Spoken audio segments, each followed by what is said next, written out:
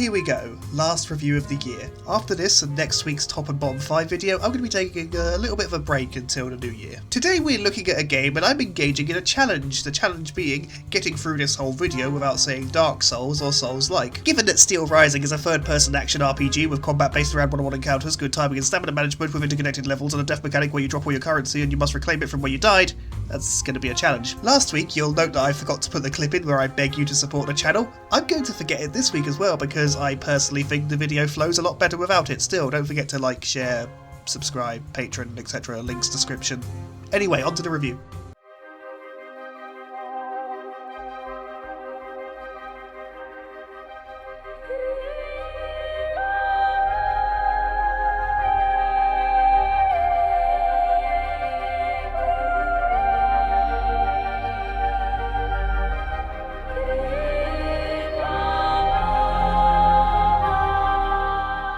Set in Paris in the year 1789, Steelrising follows the story of Aegis, a mechanical dancer turned bodyguard to the Queen Marie Antoinette, who must traverse a war-torn France and face an army of automats to bring an end to the chaos that befalls her city. In this timeline, the French Revolution has been suppressed by an army of robots in service to King Louis XVI, but now said robots are on a rampage. Paris is in ruins with its remaining citizens in hiding as automats stalk the streets. It's up to us to single-handedly bring an end to this reign of terror. We do get to do a bit of customization to our Aegis, nothing substantial visually speaking, though you do get to choose what fluffy wig you want to wear, which, you know, 10 out of 10, best game of the year. And then we get to choose a class, which, like in other games of this ilk, really only determines your starting stats and equipment. Not that I dislike this, it's a preference actually. I like a class in an RPG being more of a starting point that you can build from and find a true way you like to play the game. Once you've done this, you're let loose into the streets to kick the mechanical shit out of any and all automat you see, because you better believe they're going to be trying to murder you. Gameplay is of the third-person hack and slash variety, with Miss Stamina Bar coming along for the ride, like that one friend your best mate always has to bring with them no matter what you do and who always makes a good time a little bit worse. At least her cousin weapon durability was left behind this time, and I will give credit, at least Miss Stamina Bar is wearing a new hat for this outing. Unlike in other games of this kind, when your stamina depletes, which happens when you do attacks, then Aegis overheats. You can perform a quick time event to quickly get some stamina back and cool off, but this is a bit risky. If you do it too often, then you risk freezing up and being left vulnerable to attacks. So you're still encouraged to be careful here, but the game is lenient, and as Aegis' back glows red when she's about to overheat, you've got an extra visual warning. There is also an item that's not common but not overly rare that prevents stamina loss for about 30 seconds, which naturally weighs a combat encounter in a player's favour even more, but then again, these kinds of games do typically hate their players with a passion, so I think it's all well and good. Honestly, Steelrising feels like it's more on our side, you know? Yep, there are still enemy encounters that will wreck you without mercy, but Steelrising feels like it's on the sidelines cheering you on rather than just watching and judging you. As we explore, we discover these checkpoint cage thingies, which allow the player to level up and access a boutique to purchase and sell goods. Hi, editing Ronica here. I forgot to mention in the script at any point that that little number in the bottom corner of your screen that represents your anima, which is basically your currency in this game that you use to level up, it glows yellow when you've got enough for a level up, which I think is a really neat detail. That way you know that you can go back to a checkpoint and level up without having to go there first and then discover you still haven't got enough.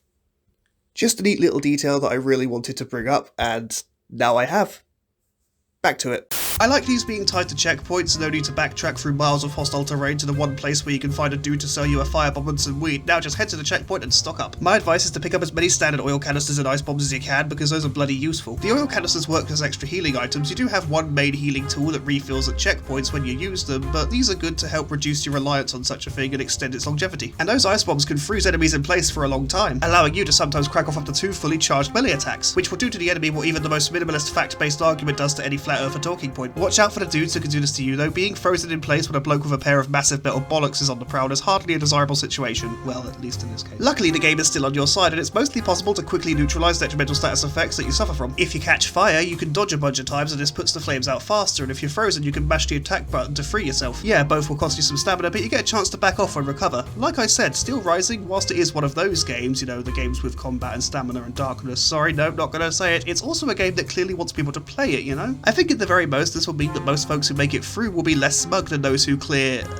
those not light games about the essence of one's being. Steelrising generally feels quite encouraging to play. Besides the fact that combat is more in your favour than the enemies, the game has plenty of great treasures to find and it makes exploring its environments engaging on its own. The maps have a lot of twists and turns and there are plenty of interesting robots to defeat and cool weapons to find. My favourites are the weapons whose special skill is to function as a shield, especially since blocking in this game is completely effective against all damage. You still take a hit to the stamina when you do this, so it's a good idea to not try and block attacks from weapons that are bigger than an elephant's penis, but I like that the block is so effective. Of course, what goes around comes around, and when enemies can block, they can also block all forms of damage. If you hit them whilst they're guarding, they'll stagger you and they'll counterattack. Thankfully, you get a moment to dodge out of the way. The game still lets you fuck up, you see, but it doesn't punish you too harshly. You still get to learn from an error, but without having to have your bum paddled, your nails removed, and your Happy Meal toy taken away. I am quite fond of the game, but as I've been playing, I have noticed some shortcomings. First, this is not how rubble works.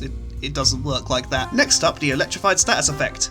I don't know what it does. I've asked online, but no one seems to know. I tweeted the studio, but got nothing at the time of recording, so I guess it just does nothing. The game's human characters are rather stiff and awkward. The robots are more animated than these fuckers, and that's quite funny to me. It takes quite a while to get to the first real boss of the game. There are plenty of mini-bosses, which are just standard high-level enemies, which you probably know by now I ain't so keen on. But honestly, I think the game is good regardless of its shortcomings. I like how we get a little compass item that points us in the right direction when we use it, so if we're really lost, we have that lifeline, and I do rather like how stiff and awkward the robots are. Yes, I did just complain that the humans were too stiff and awkward, but with the robots it actually makes sense. They look and move like something you might expect from a robot built in the 17th century. They're a bit clumsy and slow, sometimes they pause mid-fight as if they forgot what they were doing, but it does come back to them quickly enough. It's an attention to detail that I like and one that makes sense to me. Even Aegis, who is a high-quality robot compared to the simpler models that are roaming the streets, has a certain stiffness to her motion. She has one jump height and her attacks don't smoothly chain together, but like I say, this makes sense in the setting, and whilst it is noticeable, it doesn't hurt the experience. If anything, it enhances it in my mind. It does take an adjustment, but once your brain clicks, you'll be having a whale of a time. The combat has that all-important weight to it that makes it satisfying to engage in, and the game is well designed enough to make one-on-one fights as feasible as possible. I also like the progression. The toughness of enemies scales well as the player goes through. You don't seem to level up as fast as you do in other games of this make, but by that I mean the price feels a lot steeper each time. Though on the other hand, each level up feels like it does more. When I choose a stat to raise, there was an immediate and appreciable difference. I also like that as we defeat the big main bosses, we get new equipment to access more areas in the levels. I also like the big bosses that I fought. Their designs are pretty cool and their various stages kept the fight interesting. In general, I like how the game looks. It might not be the most graphically spectacular game of all time, but it presents itself rather well. I love the attention to detail in the architecture, the steampunk vibes of our robotic adversaries, the atmosphere provided by the subtle soundtrack, paired with the visuals of a desolate streets and smoke-filled sky. It all works together to create one heck of an experience. Steelrising does everything it sets out to do right, and it presents itself in a rather original manner for the subgenre. It does have some issues here and there, and sometimes combat does feel a bit broken in how easy it is for the player to make other automats their smog-wheezing, oil-peeing bitch, but I cannot deny fun when fun was had, and I've had plenty of fun. The story moves along well enough as we uncover more and more about the automat uprising, even if the characters themselves aren't anything special. I kind of like the addition of dialogue options, though it does come with the usual trappings. The main one being if you ask certain questions before progressing the main dialogue, then it feels really awkward when the main dialogue recommences. But I like that it was there, and I do appreciate the effort and passion that went into crafting the story and the game as a whole. It's nice that my final review of 2022 is a positive one. I recommend Steelrising. It's a fun Souls-like that provides an interesting take on the subgenre, and oh,